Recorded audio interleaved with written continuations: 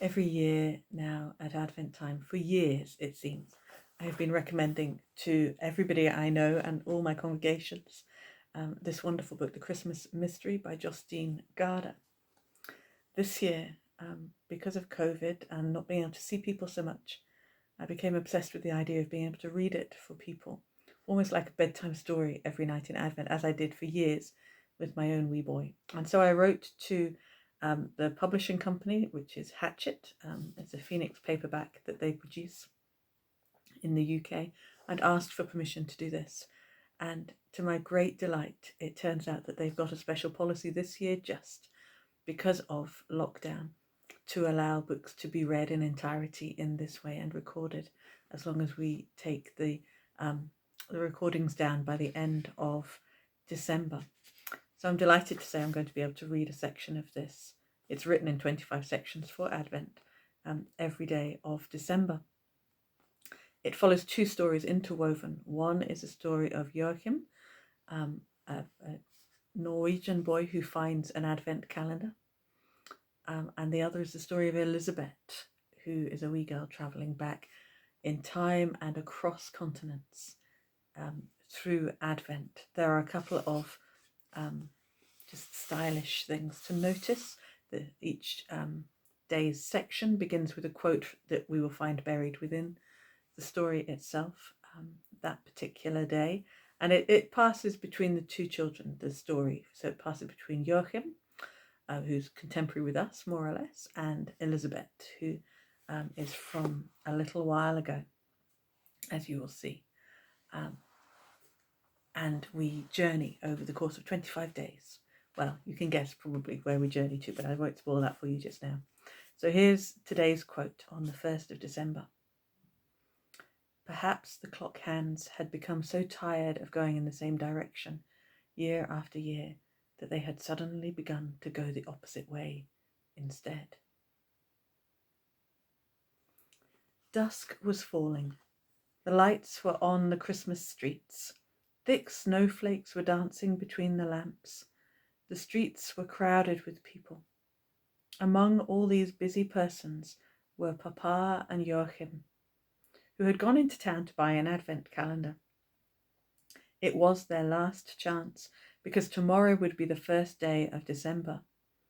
They were sold out at the newsstand and in the bookstore in the market. Joachim tugged his father's hand hard and pointed at a tiny shop window where a brightly coloured Advent calendar was leaning against a pile of books. There, he said. Papa turned. Saved. They went into a little bookshop that Joachim thought looked old and worn out. Books stood tightly packed on shelves along all the walls from floor to ceiling, all of them different. A large pile of Advent calendars lay on the counter. There were two kinds, one with a picture of Santa Claus with a sled and reindeer, and the other with a picture of a barn with a tiny little elf eating porridge out of a big bowl. Papa held up the two calendars. There are plastic figures in this one and chocolate ones in that, he said, but the dentist won't be too happy about that. Joachim examined the two calendars. He didn't know which one he wanted. It was different when I was a boy, continued Papa. How do you mean? Then there was only a tiny picture behind each door, one for each day, but it was exciting every morning, trying to guess what the picture would be. Then we opened it. Well, we opened it, you see. It was like opening the door to a different world. Joachim had noticed something. He pointed to one of the walls of books. There's an Advent calendar over there too. He ran over to fetch it and held it up to show Papa. It had a picture of Joseph and Mary bending over the baby Jesus in the manger. The three wise men from the east were kneeling in the background. Outside the stable were the shepherds with their sheep and angels floating down from the sky. One of them was blowing a trumpet. The colours of the calendar were faded, as if it had been lying in the sun all summer, but the picture was so beautiful that Joachim almost felt sorry for it. I want this one, he said. Papa smiled. You know, I don't think this one's for sale. I think it must be very old, maybe as old as I am. Joachim wouldn't give up. None of the doors are open. But it's only here on display. I want it, repeated Joachim. I only want one that's like none of the others. The bookseller came up, a man with white hair. He looked surprised when he saw the advent calendar.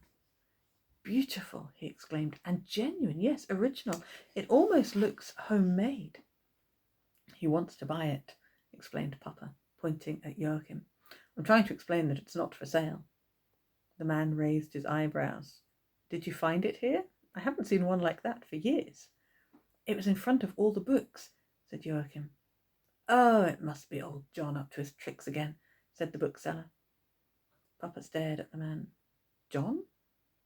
Yes, he's a strange character. He sells roses in the market, but where he gets them from, nobody knows.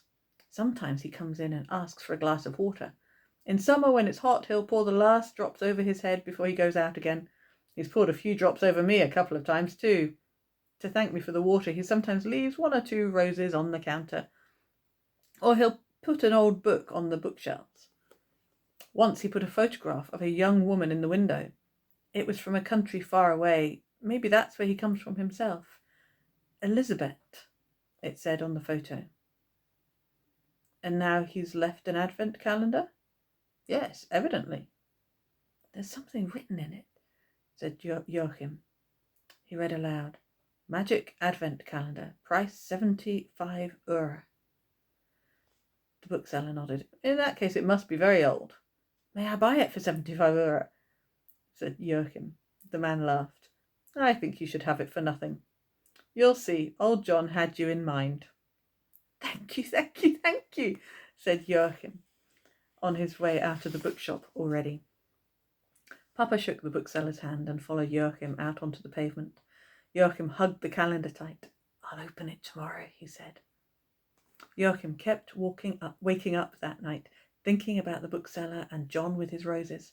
Once he went to the bathroom and drank water from the tap and thought of John pouring water over his head. Most of all, he thought about the magic advent calendar. It was as old as Papa, but all the same, nobody had opened any of the doors. Before he went to bed, he had found all the doors from 1 to 24. The 24th was, of course, Christmas Eve, and that door was 4 times bigger than the others, covering almost the whole of the manger in the stable. Where had the magic advent calendar been for over 40 years? And what would happen when he opened the first door?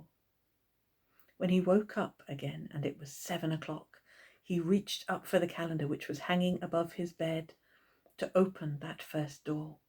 His fingers were so impatient and nervous that it was difficult to get hold of it properly. At last he managed to loosen a tiny corner and the door opened slowly. Joachim gazed into a picture of a toy shop. Among all the toys and the people were a little lamb and a small girl. But he couldn't look at the picture in detail, for just as he opened the door, something fell out onto his bed. He bent down and picked it up. It was a thin sheet of paper folded over and over. When he had smoothed it out, he saw that there was writing on both sides, so he read what was on the paper.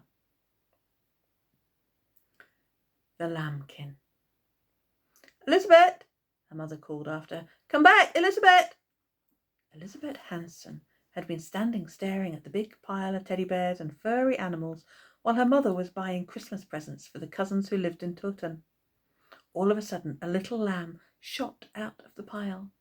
It jumped onto the floor and looked around. It had a bell round its neck, and the bell started to jingle in competition with all the cash registers. How could a toy suddenly come to life? Elizabeth was so surprised that she started to chase the lamb. It was running across the wide floor of the department store in the direction of the moving staircase. Lambkin! Lambkin! She called after it. The lamb was already on the staircase, which was moving down to the floor below. The stairs moved quite quickly, and the lamb sprang even quicker, so that Elizabeth had to run faster than the stairs and the lambkin together if she was going to catch up with it. Come back, Elizabeth, repeated her mother severely, but Elizabeth had already jumped onto the staircase. She could see the lamb running through the ground floor where they sold underwear and ties. As soon as she had solid ground beneath her feet again, she went the same way as the lamb. It had managed to bound out onto the street where the snowflakes were dancing among the chains of Christmas lights hanging above the street. Elizabeth knocked over a stand of winter gloves and followed it. Out in the noisy street, she could barely hear the bell ringing. But Elizabeth did not give up. She was determined to stroke the lamb's soft fleece. "Lambkin, lambkin!" The lamb sprang across the road against a red light. Perhaps it thought a red man meant go and a green man meant stop. Elizabeth thought she had heard that all sheep were colourblind. At any rate, the lamb didn't stop, so Elizabeth couldn't stop either. She was going to catch up with the lamb, even if she had to follow it to the ends of the earth. The cars tooted their horns, and a motorbike had to swerve onto the pavement to avoid colliding with Elizabeth or the lamb. The people doing their Christmas shopping all stared. They didn't often see a little girl running across the road after a lamb. In any case, it was strange to be running after a lamb in the middle of winter. As they ran, Elizabeth heard the church clock striking 3. She noticed it specially, because she knew she had come to town on the 5 o'clock bus. Perhaps the hands had become so tired of going in the same direction year after year that they had suddenly begun to go the opposite way instead. Elizabeth thought that clocks, too, might get bored with doing the same thing all the time. But there was something else as well. When Elizabeth had gone into the department store, it had been almost completely dark. Now it was suddenly light again, and that was curious, because there had been no night in between. As soon as the lamb had a chance, it found a road leading out of town and trotted on towards a small wood. It sprang onto a path between tall pine trees. Now the lamb had to slow down a little, for the path was covered with all the snow that had been falling during the past few days. Elizabeth went after it. It was difficult for her to run now, too, but the lamb had 4 legs which were dragging in the snow, while she only had 2. Perhaps that would help her gain on it. Her mother's cries had been drowned long ago by the noise in the street. Soon she couldn't even hear street sounds, but something was still singing in her ears. "Shall we buy this one or both of them? What do you think, Elizabeth?" Perhaps the reason the lamb had come to life and run away from the big stall was that it could no longer bear to listen to the cash registers and the talk about buying and selling, and perhaps that was why Elizabeth was following it. She had never enjoyed shopping.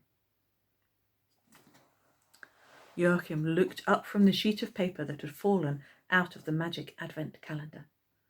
What he had been reading was so amazing. He had always liked secrets.